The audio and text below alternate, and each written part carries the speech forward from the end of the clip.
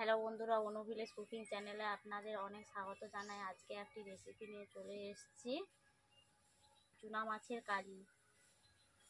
চুনা মাছের কারির জন্য আমি দেখতেই পাচ্ছেন আলুগুলোকে ঝুড়ি ঝুড়ি করে, যেমনভাবে আলু ভাজা হয় তেমনভাবে আমি ঝুড়ি ঝুড়ি করে কেটেই নিয়েছি, দেখতেই তো পাচ্ছেন। এরপর চুনা মাছগুলো কালকে মোরলা মাছ, শুধুই মোরলা মাছ, চুনা মোরলা মাছ, দেখতেই তো পাচ্ছেন। যেহেতু সন্ধ্যাবেলা নিয়ে এসেছিল তার জন্য দেখানো সম্ভব হয়নি। আমি আগের দিন ছাড়িয়ে ভেজে ধুয়ে নুন হলুদ মাখিয়ে ভেজে রেখে দিয়েছিলাম ওগুলোকে, দেখতেই তো পাচ্ছেন। এগুলো দিয়ে আজকে চুনা মাছের কারি রান্না করব। তা আপনারা রেসিপিটি দেখতেই থাকুন, স্কিপ না করে পুরো রেসিপিটা দেখতেই থাকুন। ভালো লাগলে লাইক করবেন এবং শেয়ার করে সাবস্ক্রাইব করে দেবেন। যে সকল নতুন বন্ধুরা আমার ইউটিউব চ্যানেলে নতুন, প্রত্যেক দিনের রেসিপি পাওয়ার জন্য, আমার প্রথমে রেসিপি পাওয়ার জন্য আমার চ্যানেলটিকে সাবস্ক্রাইব করে নেবেন। আর ফেসবুক থেকে দেখলেন ফেসবুক পেজটিকে ফলো করে দেবেন। চুনা মাছের কারির জন্য আমি কিছু সামগ্রী উপকরণ নিয়েছি, দেখতে পাচ্ছেন পেঁয়াজ কুচো, দুটো কাঁচা লঙ্কা, টমেটো কুচি, সর্ষে আর পোস্তকে একই সঙ্গে বেটে নিয়েছি। আর নিয়েছি হলুদ গুঁড়ো, লঙ্কা গুঁড়ো, কালো জিরে, নুন আর জিরে বাটা। এইগুলো দিয়ে আজকে আমি মাছের কারি রান্না করব। তা আপনারা দেখতেই থাকুন আমি কেমনভাবে মাছের কারি করি। আমি প্রথমে উনুন জ্বালিয়ে রান্না করতে চলে আসছি। বন্ধুরা দেখতেই পাচ্ছেন আমি এখন উনুন জ্বালিয়ে ফেলেছি, কড়াই বসিয়ে দিচ্ছি। যেহেতু কালকে মাছ নিয়ে চলে এসেছিলাম তার জন্য মাছটাকে আর একটু গরম করে নেব, ভেজে নেব। বন্ধুরা আমি কড়াইতে প্রথমে তেল দিয়ে দিচ্ছি, তেলটাকে ভালো করে আমি গরম করে নিচ্ছি।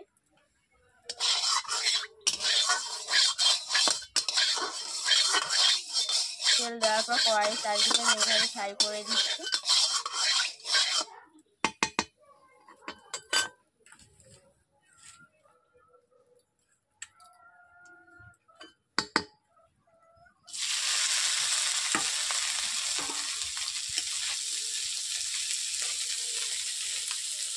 মাছগুলোকে বেশ ভালো করে আমি তেল দিয়ে দিয়েছি, একটু ভালো করে ভেজে নিচ্ছি। বন্ধুরা দেখতেই পাচ্ছেন আমি লালচে করে ভেজেই নিয়েছি। এরপর কড়াই থেকে মাছগুলো তুলে নিচ্ছি। এখন উল্টে পাল্টে আমি ভেজে নিয়েছি, দেখতেই তো পেয়েছেন।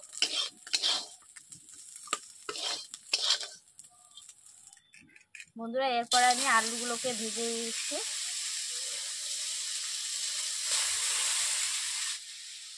অল্প করে সামান্য নুন দিয়ে দিচ্ছি।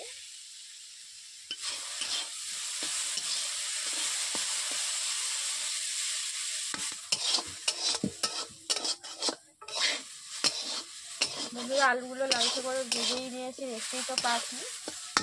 এরপর আমি কড়াই থেকে তুলে নিচ্ছি।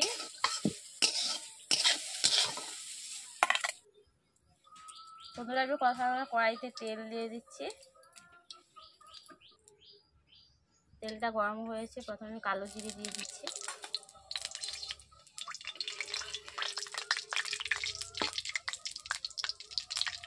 কালো জিরেটা দিলাম কারণ কালো জিরেটা খুবই সুন্দর লাগে, খেতে ভালো লাগে স্বাদে।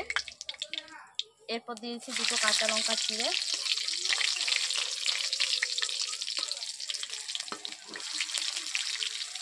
এরপর একসঙ্গে দিয়েছি পেঁয়াজ কুচি, টমেটো কুচি একই সঙ্গে।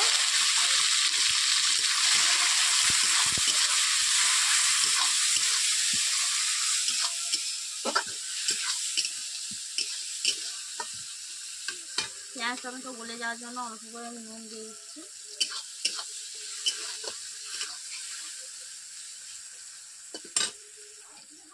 বন্ধুরা এই মাছের কারিটি আমি অন্যরকম প্রসেসে রান্না করছি, আপনারা দেখতেই থাকুন, স্কিপ না করে পুরো ভিডিওটা দেখবেন।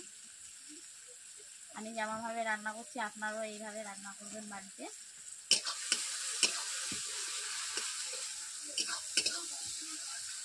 বন্ধুরা যেহেতু মাছের কারি করছি তার জন্য পেঁয়াজগুলো বেশি ভাজা ভাজা করবো না। এরপর দিয়ে দিচ্ছি লঙ্কা গুঁড়ো, হলুদ গুঁড়ো,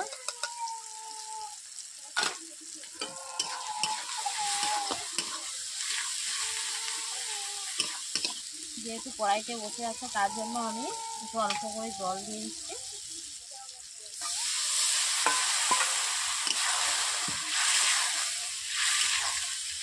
এইভাবে আমি 2 থেকে 3 মিনিট মশলাটা কষিয়ে নিচ্ছি।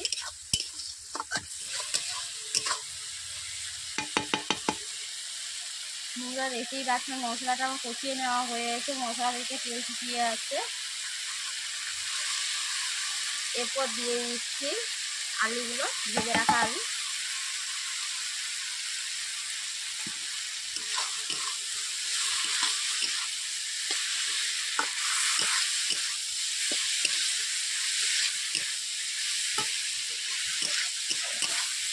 আলু দেওয়ার পর এইভাবে আমি 2 থেকে 3 মিনিট নেড়ে নিলাম। যেহেতু আগে থেকে আলুগুলো আমি ভেজেই রেখেছিলাম, দেখতে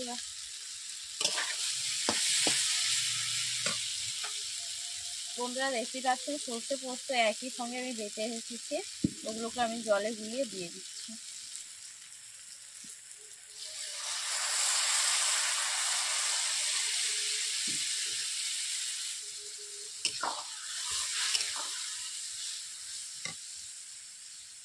যেহেতু আলুগুলো ভেজে রেখেছি তার জন্য আমি বেশি জল দিলাম না, কারিটা ফোটার মাপেই আমি জল দিলাম। এভাবে আমি গুলে নিচ্ছি, দিয়ে নেড়ে নিচ্ছি। কারি খুব চলে এলে আমি চুনা মাছগুলো দিয়ে দেবো। বন্ধুরা আমি স্বাদ মতো নুন দিয়ে দিচ্ছি। বন্ধুরা কারিটা ফুটছে, এরপর আমি চুনা মাছগুলো দিয়ে দিলাম।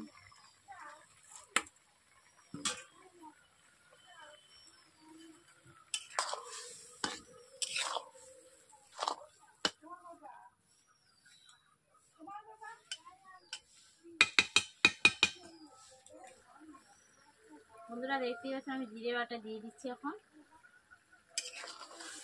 জিরে বাটা দেওয়ার পর আমি এইভাবে নেড়ে নিচ্ছি।